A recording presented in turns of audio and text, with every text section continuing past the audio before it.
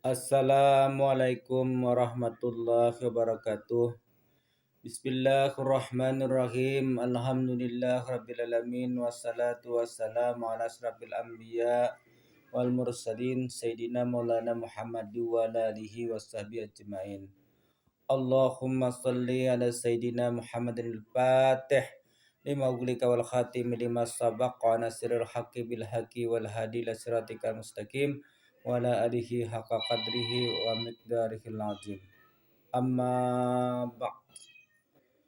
Alhamdulillah, puji syukur kita tujukan kehadirat Allah Subhanahu wa taala. Allahumma salli ala sayyidina Muhammad wa ala ali Muhammad. Salawat dan salam kita tujukan kepada junjungan kita Rasulullah sallallahu alaihi wasallam dan kepada seluruh keluarga beliau, sahabat beliau, kerabat beliau, zuriat beliau dan orang-orang yang mengikuti beliau hingga hari yaumil kiamah nanti. Alhamdulillah, pada ini malam kita akan kembali membuat satu video seputaran ilmu pengetahuan, wabil khusus masih di bidang ilmu tasawuf. Di dalam YouTube ini kita bukan mengajarkan ilmu, kita hanya sekadar menginformasikan ilmu pengetahuan agar para peminat daripada ilmu itu bisa mencari gurunya masing-masing yang bisa mendidik dirinya, bisa membimbing dirinya dan bertanggung jawab kepadanya. Nah, kita hanya sekadar menginformasikan sebahagian daripada ilmu-ilmu yang artinya ini bukanlah belajar mengajar, melainkan hanyalah sebuah informasi tentang berbagi ilmu pengetahuan, berbagi pendapat di dalam keilmuan. Karena kita juga dianjurkan di dalam Al-Quran untuk saling menasihati di dalam kebaikan. Dan juga kita disuruh berbagi nikmat dengan sesama kita. Nah, ini termasuk daripada nasihat, saling menasihati, dan juga termasuk daripada berbagi kenikmatan. Jadi sebatas informasi aja, bukan belajar mengajar. Kalau kita belajar mengajar kan kita punya aturan tersendiri dalam mengajarkan ilmu dan dalam menyampaikan ilmu. Berbicara tentang masalah ma'rifat, kita kisahnya membahas ma'rifat. Ma'rifat itu sendiri terbahagi kepada 3 tingkatan. Ini tingkatan ma'rifat itu populer di kalangan orang-orang ahli sufi, di kalangan orang-orang arif billah, populer 3 tingkatan ma'rifat. Pertama disebutkan dengan ma'rifat ilmu yakin, yang kedua ainul yakin, yang ketiga hakul yakin. Pembicaraan kita bicarakan ini adalah kayak apa yang dimaksud dengan ilmu yakin. Kita mengambil contoh dahulu, contoh yang diterima oleh akal. Karena menyampaikan ilmu itu harus dengan satu contoh, yang mana contoh itu menggunakan akal sehingga dapat diterima pula oleh akal. Misalnya kita tinggal di Banjarmasin ini, kita ingin mengenal presiden. Nah, presiden tinggalnya di Jakarta. Ini satu contoh. Lalu kita mengumpulkan data sidin. Kita kumpulkan keterangan sidin, kita cari data sidin di YouTube, kita cari riwayat sidin di Google, kita cari riwayat sidin di buku, di mana-mana hingga kita menemukan kumpulan-kumpulan data tentang riwayat beliau dari beliau lahir sampai beliau kanak-kanak, sampai beliau sekolah, sampai beliau kuliah, sampai beliau dewasa, beliau kawin, sampai beliau berkarir hingga presiden. Semua kita dapatkan keterangannya, data-datanya. Nah, berarti kita kenal dengan presiden. Namun pengenalan yang seperti ini dinamakan dengan hanya sebuah informasi. Kita mengenal presiden tadi lewat sebuah informasi, yang mana informasi dikeluarkan oleh pihak-pihak tertentu yang mengenal kepada presiden. Nah, ini pengenalan kita kepada presiden yang demikian ini itu diistilahkan dengan pengenalan ilmu yakin. Kita yakin, kita kenal dengan informasi yang kita miliki. Padahal kita kada pernah berjumpa dengan orang itu, kita kada pernah bertemu dengan presiden, kita kada pernah berjumpa dan segala macam. Ini pengenalan, namanya pengenalan lewat ilmu pengetahuan, lewat informasi. Nah, ini sebuah contoh. Dan ketika seseorang itu ingin mengenal Allah, lalu ia mengenal Allah itu melalui ilmu. Ia belajar sifat 20 sekian tahun. Tujuannya untuk mengenal Allah. Kemudian dia belajar lagi tauhidul arifin, dari tauhidul af'al, tauhidul asma, tauhidul sifat, tauhidul zat sekian tahun. Kemudian dia belajar lagi pengenalan tentang diri sekian tahun. Ia belajar lagi tentang Nur Muhammad sekian tahun. Lalu berkesimpulan ia sudah makrifat kepada Tuhan. Ia berkesimpulan sudah makrifat kepada Tuhan, ia sudah merasa kenal kepada Tuhan, bahkan ia mengklaim dirinya seorang arif billah. Padahal dia mengenal Allah itu hanya sebatas informasi, sebatas pengetahuan yang diredaksionalkan oleh ulama melalui kitab-kitab ulama. Nah, ini makrifat karena ilmu yakin. Pengenalan orang kepada Tuhan itu hanya sebatas teori, hanya sebatas informasi, hanya sebatas ilmiah. Belum lagi kemakrifatan yang sebenarnya.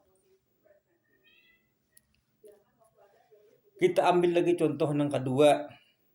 Ada orang yang ingin kenal dengan presiden, tapi dia tidak mau mencari data presiden. Ia ingin langsung bertemu dengan presiden. Lalu dia mencari orang yang bisa membawa dia sampai kepada presiden. Siapa misalnya? Gubernur kamu membawanya kepada presiden. Menteri yang kamu membawanya kepada presiden.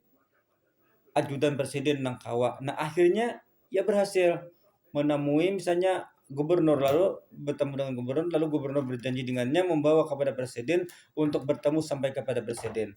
Nah, ini lalu bertemu dengan presiden, bersalaman dengan presiden, berbicara dengan presiden, makan dengan presiden, jalan-jalan dengan presiden. Nah, ini orangnya makrifat nih, artinya makrifat ainul yakin, hakul yakin. Makrifat mengenal presiden tadi tidak lagi lewat informasi, tidak lagi lewat pengetahuan, tidak lagi lewat berita, melainkan bertemu langsung dengan presiden tadi. Nah, begitu pula ketika orang ingin mengenal Allah, ada orang yang ingin mengenal Allah itu tidak melalui teori, tidak melalui informasi. Lalu kayak apa? Mencari seorang guru mursyid, nang mana guru mursyid itu kawa membawanya untuk sampai kepada Rasulullah dan sampai kepada Allah. Nah, ini mencari guru mursyid.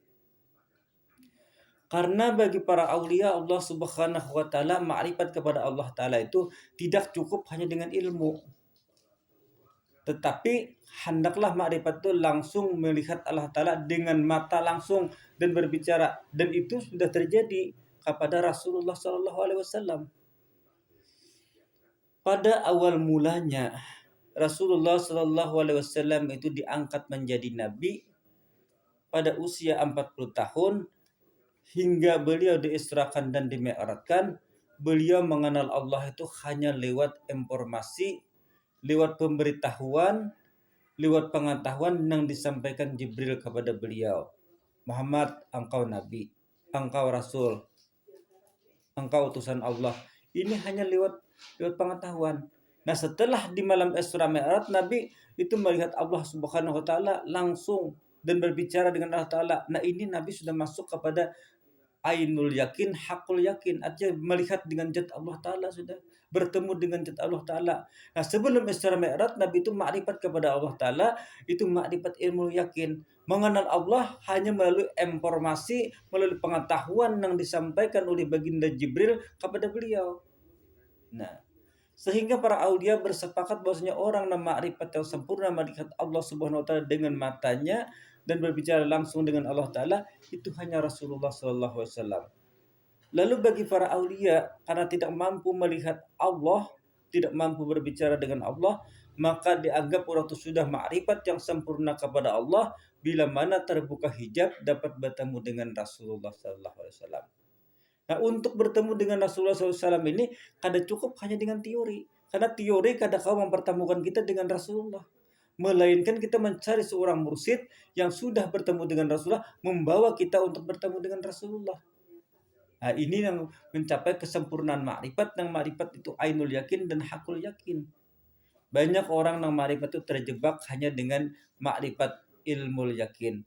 Dia membaca kitab ini tentang makrifat, dia membaca kitab ini tentang makrifat. Segudang kitab makrifat sudah dia miliki, tapi pengenalannya hanya sebatas informasi. Dia tidak bisa sampai kepada Tuhan. Nah, kenapa? Karena dia tidak memiliki seorang murabi mursyid yang kau membawa dia ke hadrat Allah Subhanahu wa taala. Permasalahannya sulitnya bagi kita untuk mencari seorang murabi mursyid. Syekh Yusuf Ismail An-Nabah itu hidup pada tahun ke-13 Hijriah. Beliau sudah mengatakan pada masa beliau, pada zaman beliau itu sudah sulit untuk mencari seorang murabi mursyid. Sudah sulit. Apalagi di zaman kita sekarang. Kalau kita kada bisa menemukan seorang murabi mursyid, lalu kayak apa kita? Cukuplah kita ini beriman dengan Allah, bertakwa kepada Allah, beramal soleh. Jadi itu yang kita pelajari. Nah, kayak apa kita memantapkan Islam kita kepada Allah, kayak apa kita memantapkan iman kita kepada Allah, nah kayak apa kita memantapkan ketakwaan kita, dan kayak apa kita memantapkan amal soleh kita. Setelah itu karena kita kada punya Syekh Murabi Mursyid, menurut Yusuf Ismail An-Nabah, cukuplah kita dengan bersalawat kepada Nabi. Salawat inilah sebagai pengganti mursyid kita untuk usul ke hadratnya Allah. Nah, ini orang usul dengan jalan salawat tanpa memiliki tarekat dan tanpa memiliki murabi mursyid. Kalaunya ada tarekat dan ada murabi mursyidnya, silahkan ambil tarekat dan silahkan punya murabi. Yang kita permasalahkan, tarekat itu ada tapi mursyidnya tidak ada, lalu tidak bisa mengambil tarekat. Ilmu hakikat ada kitabnya, ilmu ma'rifat ada kitabnya, tapi orang yang mursyid yang membawa kita sampai kepada Allah kan ada. Maka ilmu hakikat dan ilmu ma'rifat tadi seperti ilmu tarikat itu tak luputnya seperti sebuah pesawat yang tidak ada pilotnya. Apabila kita masuk ke dalam pesawat yang kada ada pilotnya, selama-lamanya tidak akan sampai kepada tujuan. Kenapa? Karena pesawat itu tidak bisa jalan. Orang yang belajar ilmu makrifat, belajar ilmu hakikat, belajar ilmu tarikat kepada orang yang bukan mursyid yang hak sebenarnya, dia tidak akan wasil kepada Allah Subhanahu wa taala. Nah, inilah yang menjadi permasalahan, mursyid itu ada atau tidak ada. Kalau jelas kita sudah kada menemukan mursyid, maka istiqamahkan dengan selawat, misalnya sehari 1000, esok 1000, 1000 istiqamah sampai akhir hayat. Itulah sudah sebagai pengganti daripada murabi mursyid kita. Inilah sekiranya yang bisa kami sampaikan, dan itulah yang dijelaskan oleh para aulia Allah Subhanahu wa taala bagaimana untuk wasil kepada Allah Subhanahu wa taala dengan jalan yang benar menurut mereka. Sekiranya apabila ada kesalahan, keluputan, dan kekeliruan, itulah kekurangan seorang manusia. Dan jika ada kelebihan dan kebenaran dan apa yang kami bicarakan, itu ada semata-mata anugerah kepada Allah terhadap anugerah dari Allah terhadap orang yang dikehendakinya. Wabillahi taufiq wal hidayah. Assalamualaikum warahmatullahi wabarakatuh.